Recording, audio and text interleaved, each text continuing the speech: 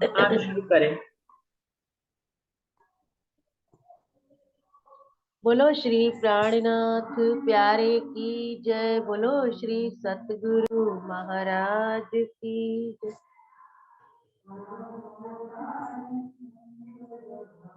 अपने प्रीतम श्यामा श्याम अपना वासा है निज धाम। अपने प्रीतम श्यामा श्याम अपना वासा है निज धाम। पर आत्म का मूल मुकाम आत्म का भी ये आराम। अपने प्रीतम श्यामा श्याम अपना वासा है निज धाम। मूल मेला धाम का नूर से भरपूर है। मूल मेला धाम का नूर से भरपूर है। बीच तखत बैठे हुए अपने हक हजूर है। प्यारी सखियां प्यारी श्यामा प्यारे सुंदर वर्धनी धाम।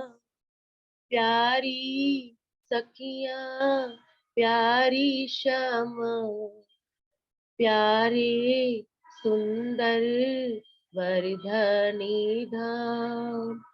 अपने प्रीतम श्यामा श्याम अपना वासा है निज धाम। पर आत्म का मूल मुकाम आत्म का भी ये आराम। अपने प्रीतम श्यामा श्याम अपना वासा है निज धाम। नूर तन बैठे जहाँ खिलवत हो सुभान की। नूर तन बैठे जहाँ खिलवत हो सुभान की। रू देखे देखे सदा शोभा नूर जमाल की। रू देखे देखे सदा शोभा नूर जमाल की। इश्के लज्जत देते पिया आठों पहर आठों जाम। इश्के लज्जत देते पिया आठों पहर आठों जाम।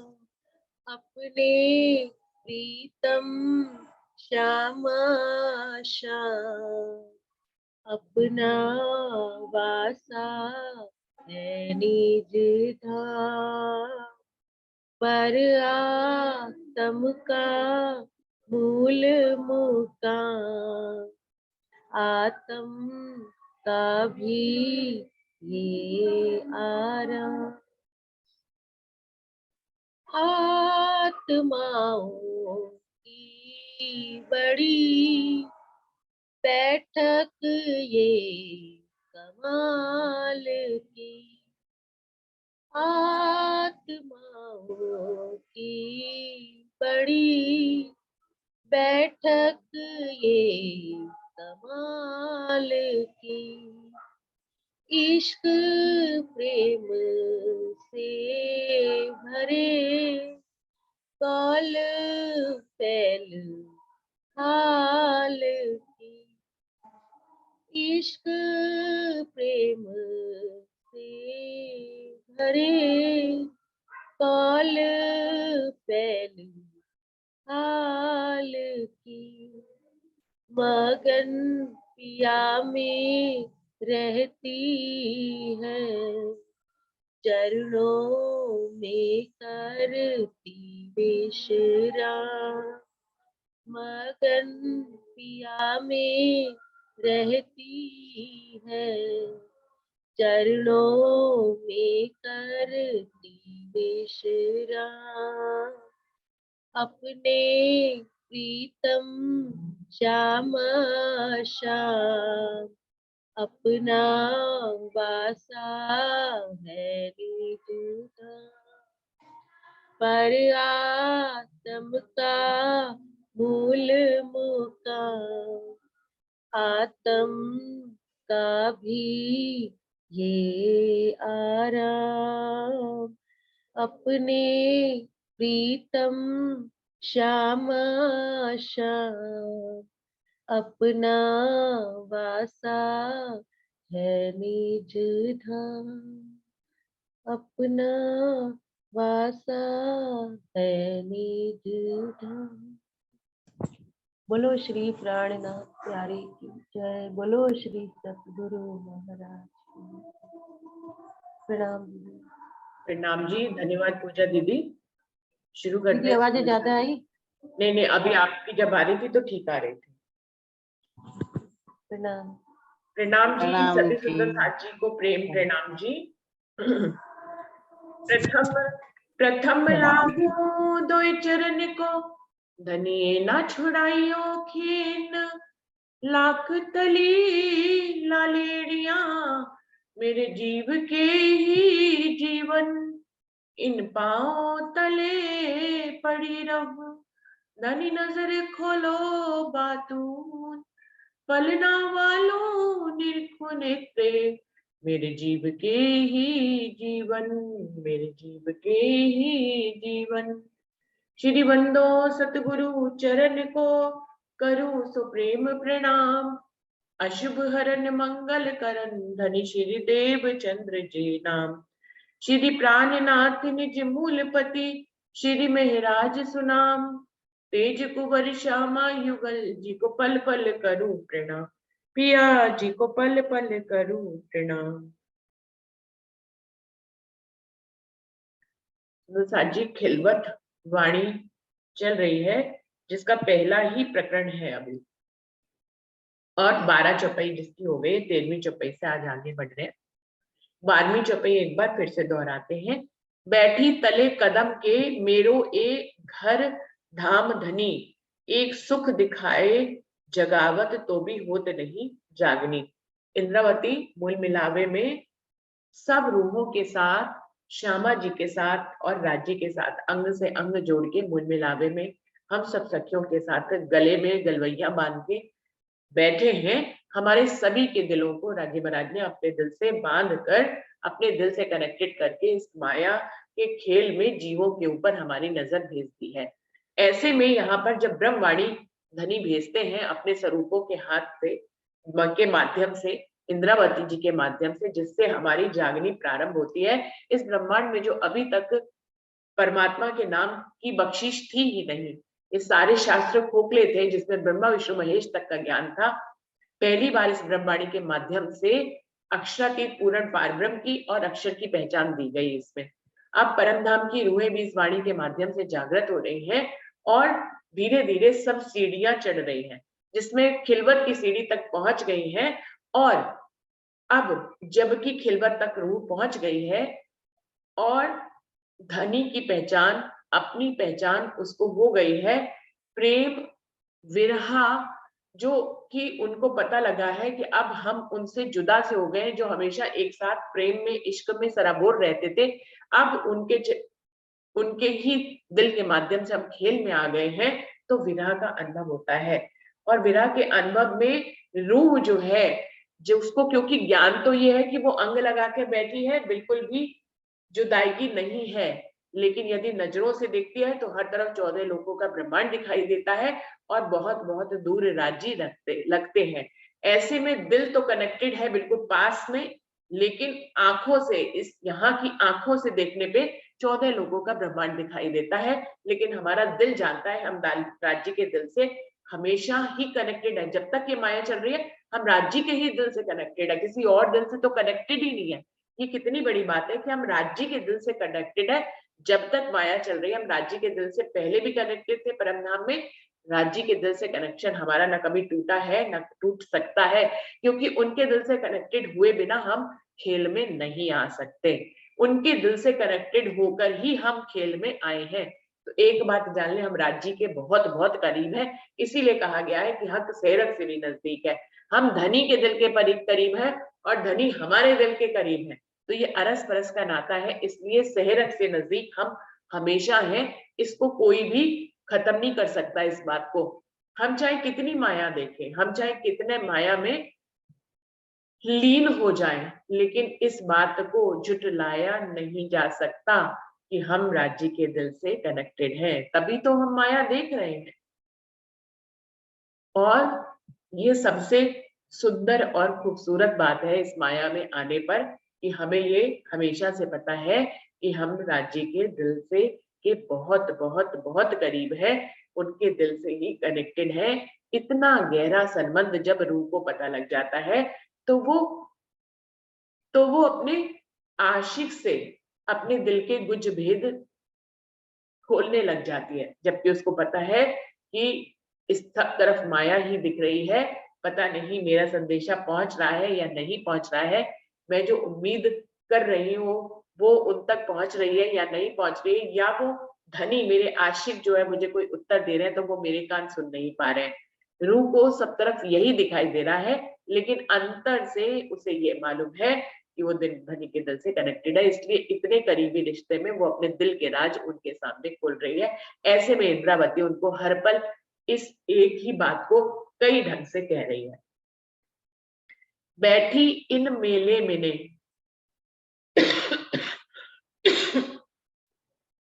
बैठी इन मेले में ने ए घर धनी सुख अखंड,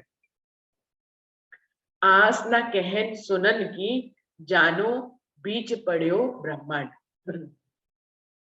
मैं रूहों के मेले में आपके साथ ही तो बैठी हूँ गलबैया डालकर, आप और श्यामा महारानी सिंहासन पर विराजमान है और मैं अपनी सखियों के साथ मूल मेले, मूल परमधाम में गलबैया डालकर बैठी हुई हूँ, सट सट के बहुत करीब करीब होकर बैठी। इन मेले में ने मुझे मालूम है, आपकी तारतम वाणी से मुझे मालूम है कि मैं वहीं पर बैठी हूँ और वहीं से आपने हमारे दिल को कनेक्टेड किया है। एक घर धनी सुख अखंड, और ये जो परमधाम है, ये जो मूल मिलावा है, इस घर के सुख अनंत अनंत अखंड है, कभी खत्म नहीं होते हैं। इस पल को भले चाहे हमें लगता है कि हमारे और आपके बीच में 14 लोगों का ब्रह्मांड आ गया है, लेकिन परमधाम में तो एक पल भी नहीं बीता है, तो हमारे सुख हमसे छिने ही नहीं है। मैं उन सुखों में ही वास करती हूँ। हाँ, 14 लोगों में आने पे जब जीव पे नजर पड़ी तो जीव की लीला देखने की, दुख की लीला देखने के कारण लगता है कितना लंबा समय बीत गया है और हम अपने अखंड घर के सुखों से जुदा हो गए हैं। तो धनी धाम बैठी इन मेले में ने ए घर धनी सुख अखंड, ऐसे घर मूल मिलावे के अखंड सुख मुझे पता है। आस न कहन सुनन की, लेकिन फिर भी क्योंकि हम जीव के खेल को देखने के लिए इस माया में आ गए हैं, तो मैं कोई जीव जब जिसकी लीला देखते हैं तो उसी का भाव दिल में उत्पन्न होता है। जब हम परातम में, मूल परातम में राज्य में थे तो हमारे अंदर राज्य की अंगना होने का भाव था और परातम का भाव था, लेकिन अब जब जीव की लीला में आ गए तो जीव का भाव उत्पन्न हो जाता है, और जीव तो दुख में रहने वाला है, वो सुख में कहाँ ही जाता है। और अगर उसको ये ज्ञान हो भी गया है तारतम्य वाणी के माध्यम से कि उसके ऊपर जो आत्मा बैठी है वो परम धाम की है, तो वो भी परम धाम की आत्म स्वरूप ही हो जाता है जी।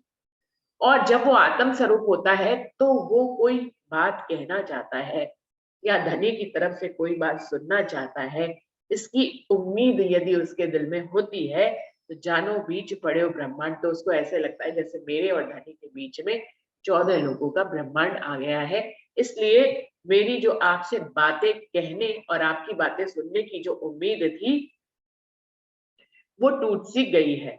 मुझे धनी के सुख पता है, मैं मूल मेले में बैठी हूँ, मैं आत्म स्वरूप हूँ, मैं आपकी अपनी बात कहना चाहती हूँ, आपकी बात सुनना चाहती हूँ, लेकिन फिर भी ऐसे लगता है मेरे और आपके बीच में बहुत बहुत दूरी आ गई है। धनी दाम सुख बतावत, ए धनी सुख अखंड, आप दया बतावत अपनी आड़े दे ब्रह्मांड पिंड। अब क्या है, धनी धाम सुख बतावत, कैसे धनी अपने धाम के सुख हमें बता रहे हैं, परिक्रमा के माध्यम से बता रहे हैं, तारतम्य वाणी में परिक्रमा के माध्यम से बता रहे हैं, चर्चनी के माध्यम से बता रहे हैं और चितवनी के माध्यम से बता रहे हैं। जब रूह आगे आगे सीढ़ियां बढ़ती जाती है, वाणी में, चर्चनी में, चितवनी में, तो उसको धनी के सुख जो है पता लगते चले जाते हैं। तो धनी का यही माध्यम है इस ब्रह्मांड में अपनी आत्म जो कि जीव के ऊपर बैठी है, उसको परम धाम के सुख बताने का। परम धाम के सुख बताने के लिए ही ये ब्रह्मवाणी आई है, धनी की पहचान कराने के लिए ही ये ब्रह्मवाणी आई है, धनी के इश्क की पहचान कराने के लिए आई, धनी की बुजुर्गी को बताने के लिए आई। ये सारी बातें हम परम धाम में उनके प्रेम में इतने निमग्न थे कि जानते ही नहीं थे। तो क्या है, धनी धाम सुख बतावत, धनी अपने परम धाम के सुखों को हमें बता रहे हैं। ए धनी सुख अखंड, और ये सुख कहीं जीव की दृष्टि में आने पे विसर गए, लेकिन ये सुख कहीं हमसे छिने नहीं है, ये तो हमेशा अखंड सुख है। हम वहां से एक पल के लिए भी जुदा नहीं हुए, तो अखंड सुखों में हम आज भी है। आप दया बतावत अपनी, इस प्रकार से धनी अपनी मेहर का वर्णन यहाँ पर तारतम्य वाणी के माध्यम से कर रहे हैं कि हम कैसे अनंत अखंड सुखों में थे, जिनसे हम जुदा अभी भी नहीं हुए हैं, सिर्फ नजर को फेर दिया गया है। इसलिए फेरा गया कि धनी अपने मेहर के सागर को हमें दिखाना चाहते थे, अपने इल्म के सागर को हमें दिखाना चाहते थे।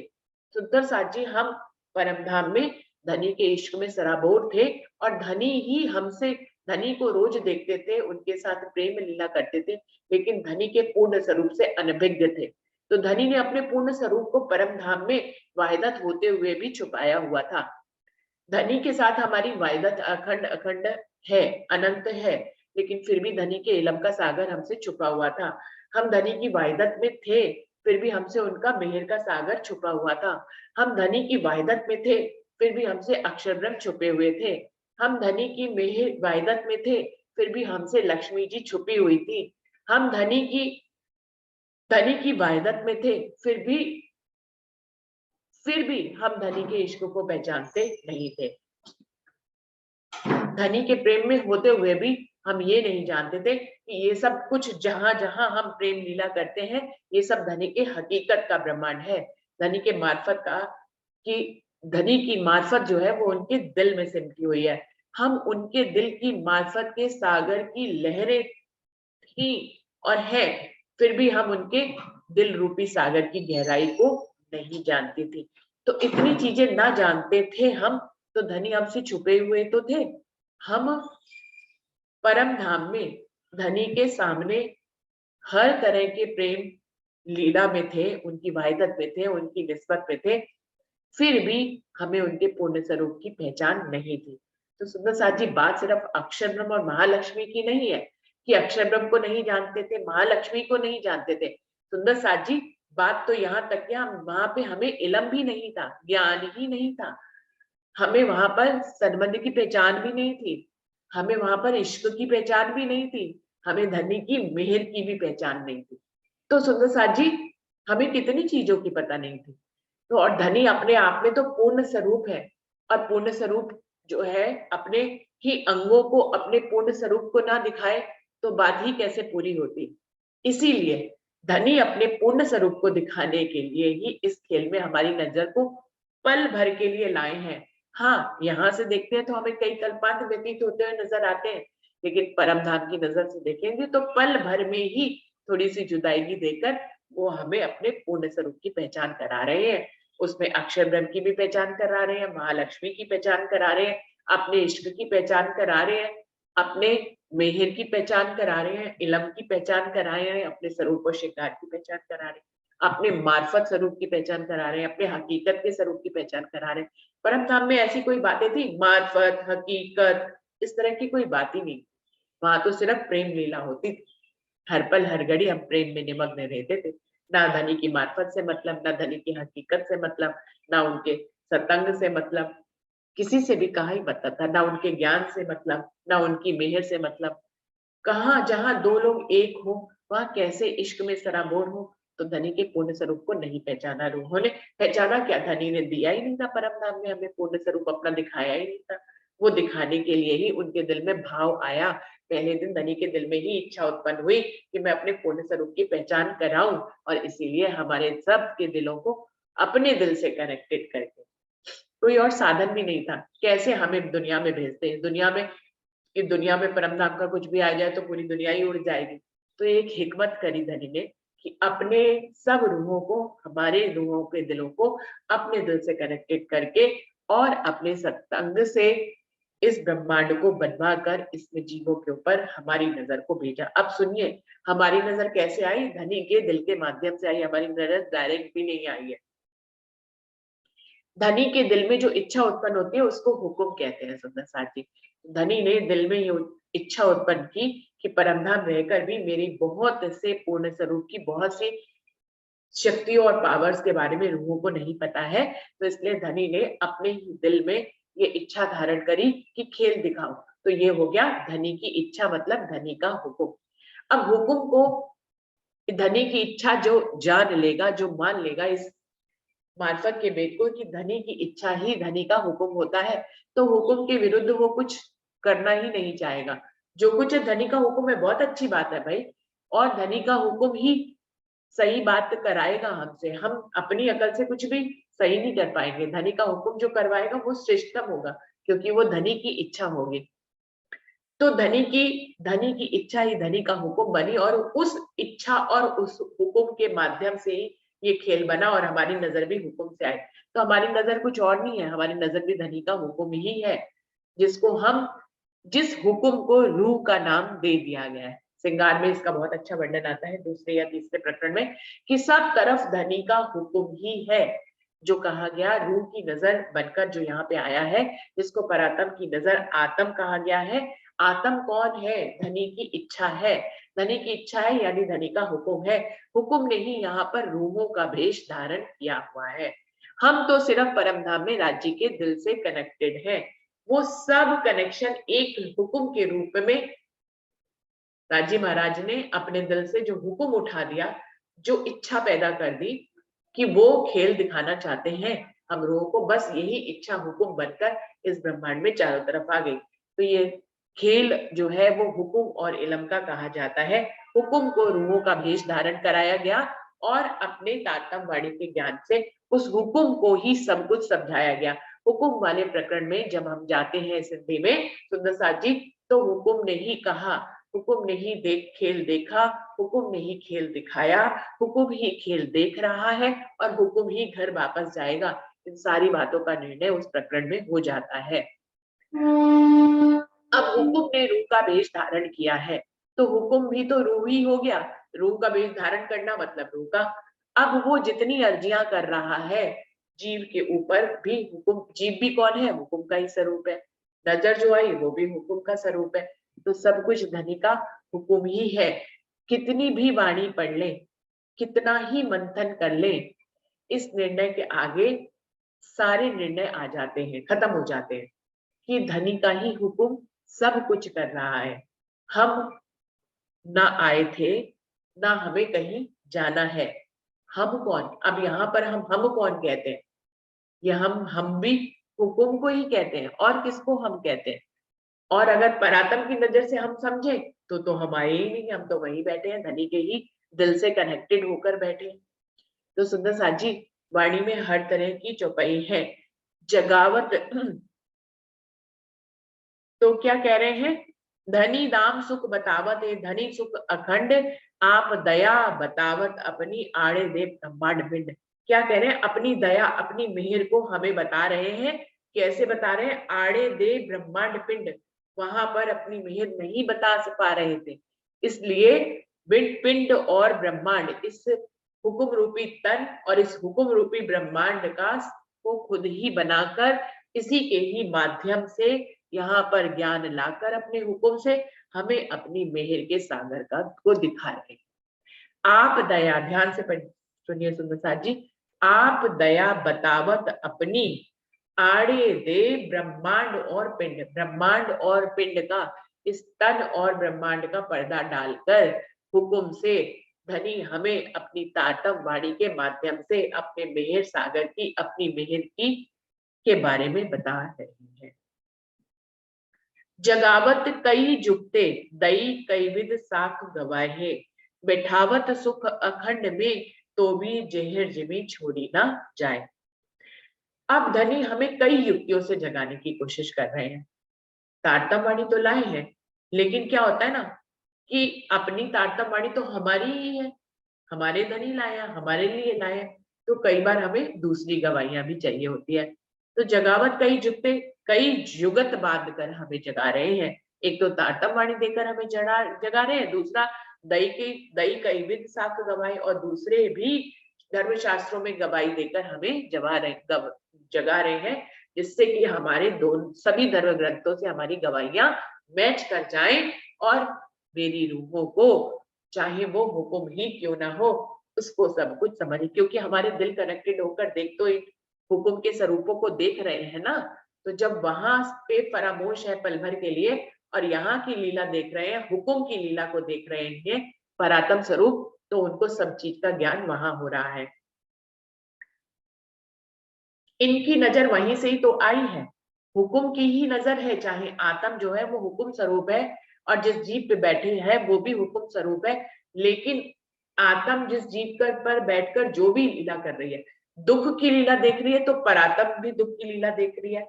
अगर जीव जो है वो सुख की लीला देख रहा है, मतलब धनी के ज्ञान की लीला देख रहा है, धनी के मेहर के जो दिखाने के लीला है, जब जीव धनी की मेहर को जान जाता है, जब धनी शास्त्रों से सभी गवाहियां ले लेता है, तो ये सब कुछ किस तक पहुंच रहा है, ये हमारी परात्म तक पहुंच रहा है। यही तो हिकमत करी है राजी ने, वो हमारी परात्म स्वरूप को सभी ज्ञान देना चाहते थे, वो हमारी परात्म स्वरूप जो संख्या है उनको मेहर बताना चाहते थे, उनको अपने ज्ञान को बताना चाहते थे, उनको बताना चाहते थे कि इश्क की साहिबी क्या है, इश्क कहाँ से उद्गम होता है, फिर कहाँ फैलता है, जिसको सब अपना कहते हैं।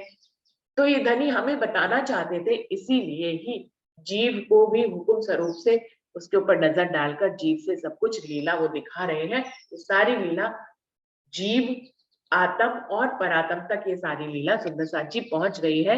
ये क्रम शायद हमें बहुत बहुत बार मालूम है, लेकिन फिर बीच में आ जाता है कि कैसे हम सब देख रहे हैं। तो हम ऐसे देख रहे हैं, ब्रह्मांड आड़े दे ब्रह्मांड पिंड, यहाँ पर धनी बता रहे हैं कि वो अपना पिंड और ब्रह्मांड का आड़ा पत्र डालकर हमें जगा रहे हैं।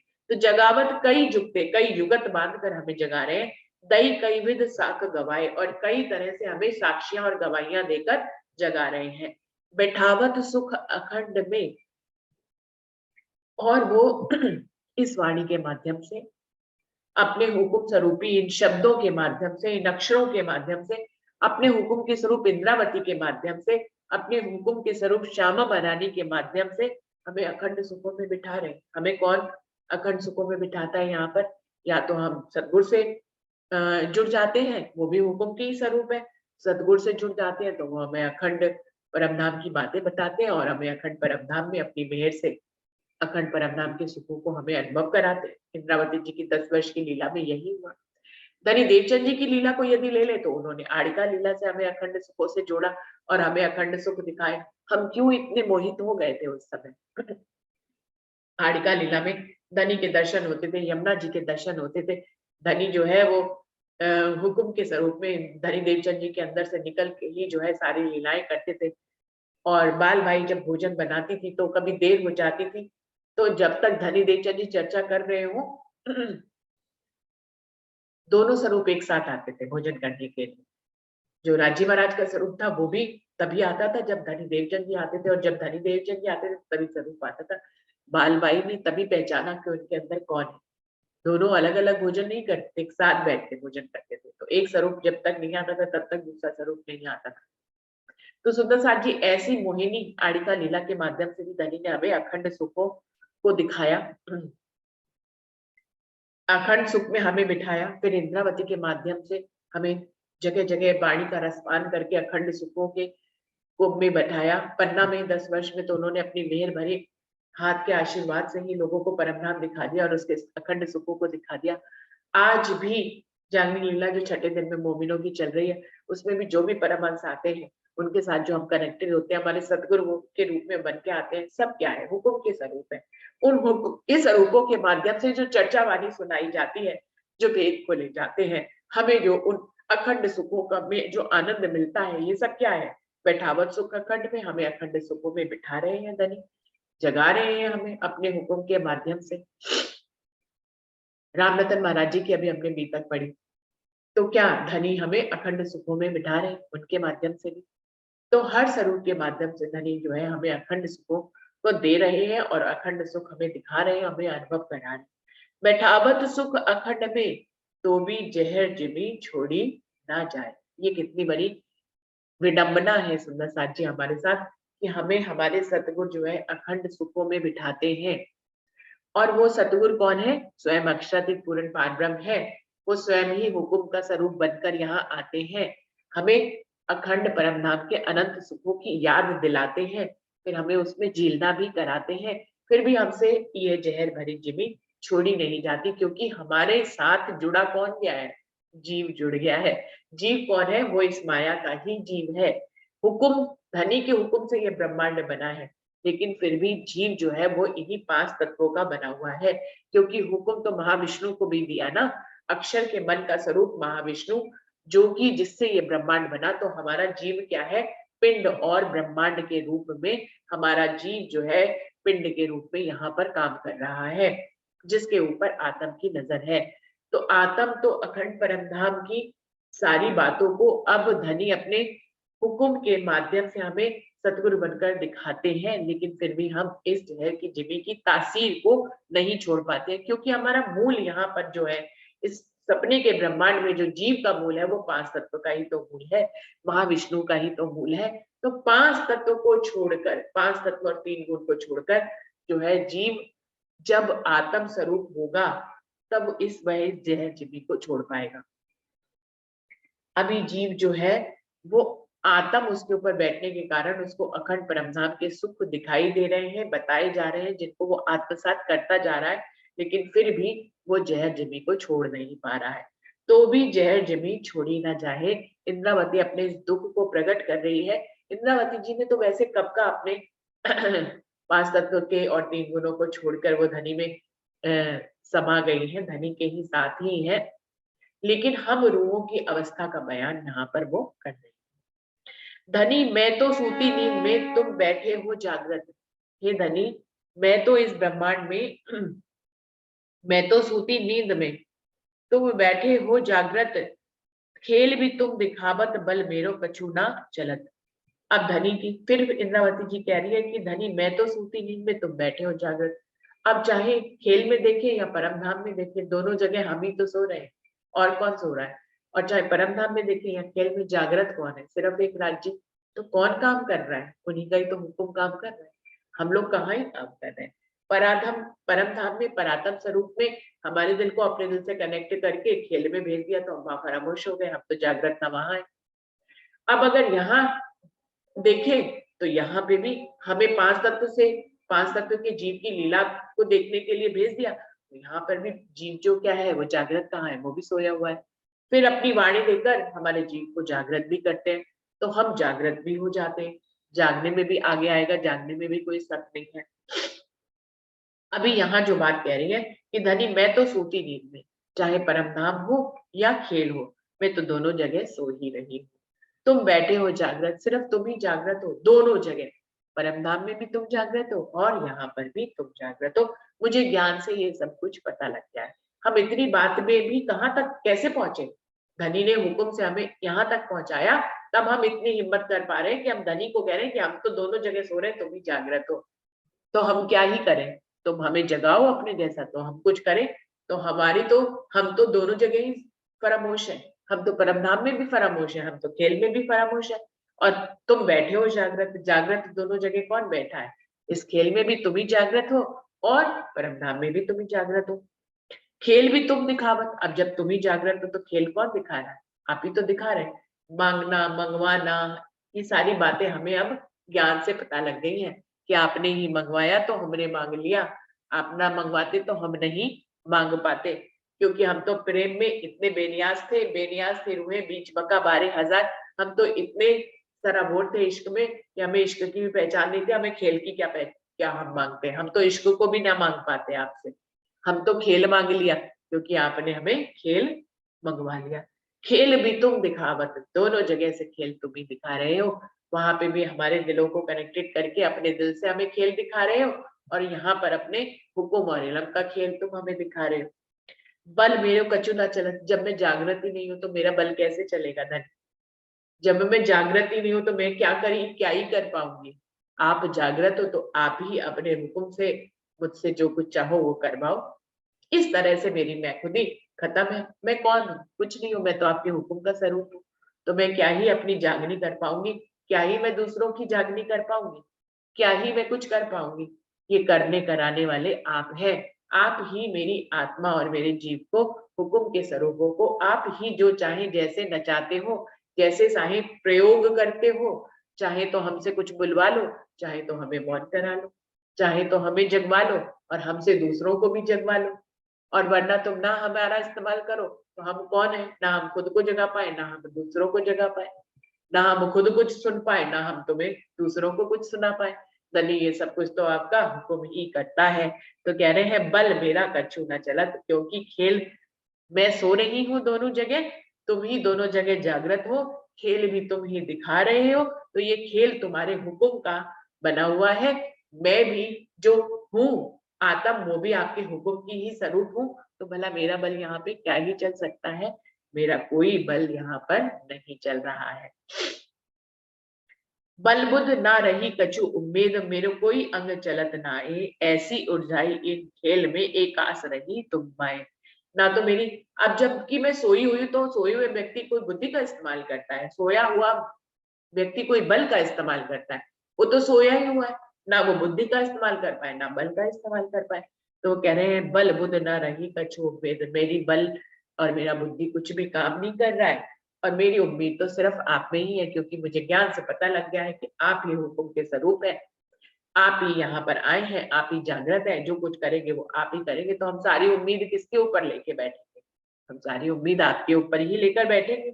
मेरा कोई अंग चलता है, मेरा तो कोई अंग चलता ही नहीं है, सब हुक्म के हैं। आप जब चलाओगे तो चले।